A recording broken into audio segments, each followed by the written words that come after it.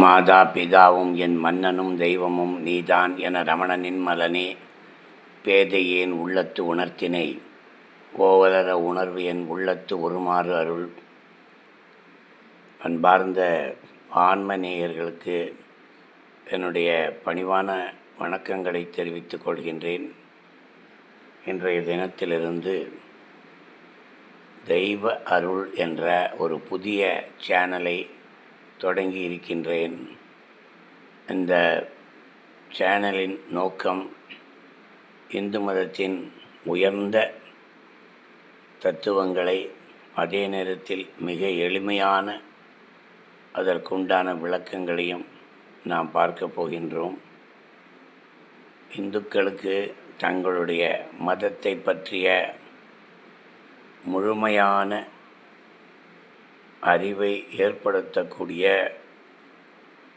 சூழ்நிலையில் நாம் இல்லை. அதாவது இந்து மதத்தினுடைய புனித நூல் வேதம் என்பதே பலருக்கு தெரியாது.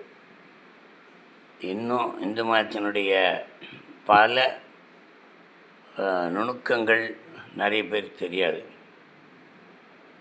இது உலகமே போற்றக்கூடிய உயர்ந்த தத்துவங்களை பொதுவாக பேசக்கூடிய ஒரு மதம். ஆனால் நமக்கும் தெரியாது, சொல்லிக் கொடுக்குறவங்களும் இல்லை. இப்போ நான் உடனே சொல்லிக் கொடுக்கணும்னு வரல, எனக்கு தெரிந்த சில கருத்துக்களை சொல்வதற்காக இந்த சேனலை நான் தொடங்கியுள்ளேன். தட்சிணாமூர்த்தியின் மறு உருவமாக அமைந்திருக்கின்ற நமது ஸ்ரீ ரமண பகவான் அவருடைய துணையோடு இந்த முயற்சியை நான் செய்கின்றேன். நிறைய விஷயங்கள் பேசப்பட இருக்கின்றன, எளிமையான விஷயங்கள். இது பேசுவதால் என்ன லாபம் என்றால், இறைவன் என்றால் யார் என்பதை தெளிவாக தெரிந்து கொள்ள வேண்டும். அடுத்தபடியாக கடவுளை அறிதல், கடவுளை உணர்தல். உணராமல் கடவுளை நாம் சும்மா கோயில் போகிறோம், எனக்கு அந்த கோரிக்கை நிறைவேற்றணும், இந்த கோரிக்கை நிறைவேறணும் அப்படின்னு போகிறோம். அதை தாண்டி இறைவனோடு வாழக்கூடிய வாழ்க்கை தான் கடவுளோடு வாழ்வது. அதற்கு முதலில் கடவுளை உணர வேண்டும்.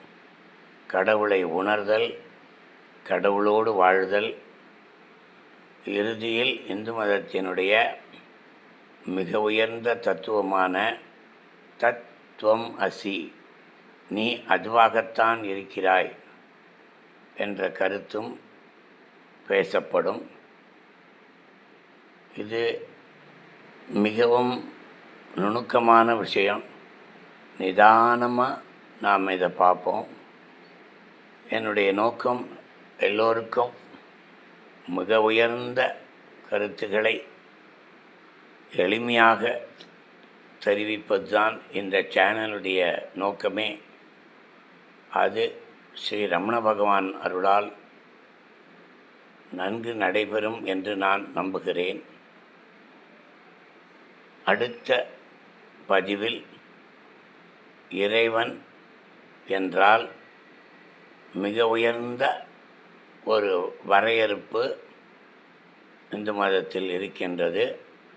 இந்து மதம் என்றால் வேதத்தில் இருக்கிறது. அதிலிருந்து தொடங்குவோம், ஒவ்வொன்றாக பார்ப்போம்.